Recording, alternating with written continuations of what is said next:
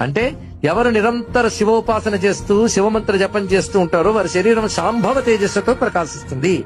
ఆ శాంభవ దీక్షతో ప్రకాశించే శరీరం బాధించడానికి వచ్చే శత్రువులకి జ్వలిస్తున్న అగ్నిజ్వాల్లా కనబడుతుంది. శివభక్తులు కనబడగానే దేవతలందరూ చూసి ఏం చేస్తారంటే అతడు శాంభవ తేజస్సు చూసి నమస్కారం చేస్తారట. అందులో దేవతల్లో ఒకడు యముడు దక్షిణ వైపు ఉంటాడు. వాడు మాత్రం ఒక నమస్కారం చేసి గుండెలో పట్టుకుంటాడు కాస్త. అంటే కొట్టిన దెబ్బ గుర్తొస్తుంది దానికి. ఇక్కడ ఒక్కసారి శివ నీ వాడని అంటే వాడు ఇంకా యముడు వాడు కాడు. ఇది తెలుసుకోవాల్సినది. త్వమస్మాకం, నేను నీవాడిని నువ్వు నావాడివి. ఇది ఒకటే మంత్రం అండి. మన శివుడి వాళ్ళం, శివుడు మనవాడు.